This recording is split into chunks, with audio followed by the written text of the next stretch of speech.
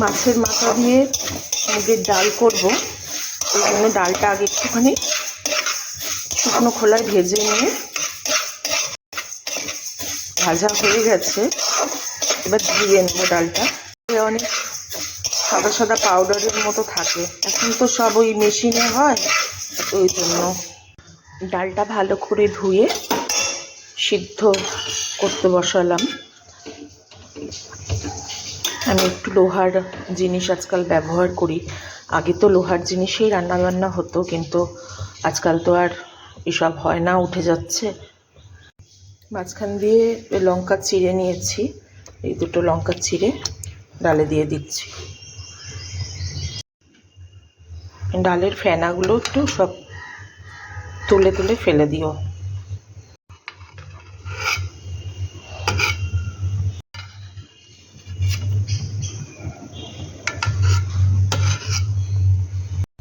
বন্ধুরা, তোমরা যখন ভিডিও দেখবে প্লিজ একটা লাইক আর চ্যানেলটা সাবস্ক্রাইব করে নিও, তাহলে আমার পরিশ্রমটা সার্থক হয় আর কি।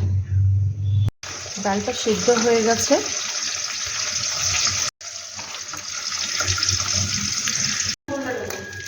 কড়াতে তেল দিলাম, একটা শুকনো লঙ্কা ফোড়ন আর তেজপাতা, সাথে একটু জিরে ফোড়ন দিলাম, পেঁয়াজটাও দিয়ে দিলাম, জিরেও দিয়েছি।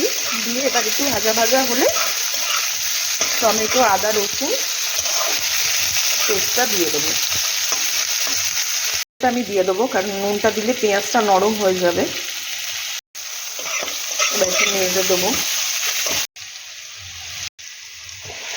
এবার ওই পেস্টটা দিয়ে দিলাম। এতে আদা, রসুন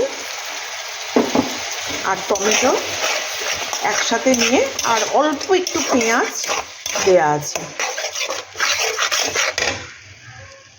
হলুদ দিয়ে দিলাম, লঙ্কার গুঁড়ো দিলাম, একটু জিরে গুঁড়ো, ভালো করে নাড়াচাড়া করব।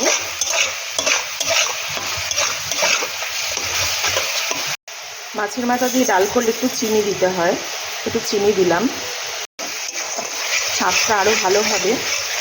ঘি গরম মশলাটা তো দিতেই হবে।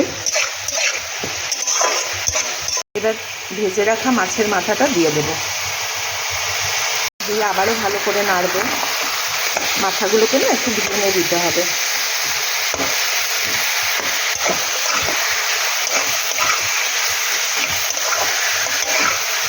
মশলার সাথে ভালো করে একটু কষিয়ে নেব, তারপর ডালটা দেবো। ঢেলে দিই আস্তে আস্তে।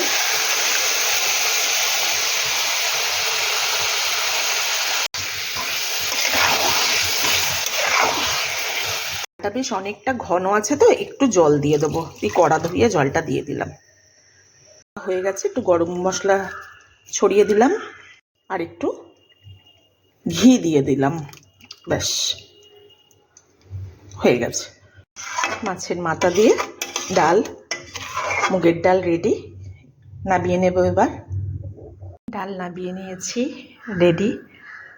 তোমরা এইভাবে করো, নিশ্চয়ই তোমাদের ভালো লাগবে।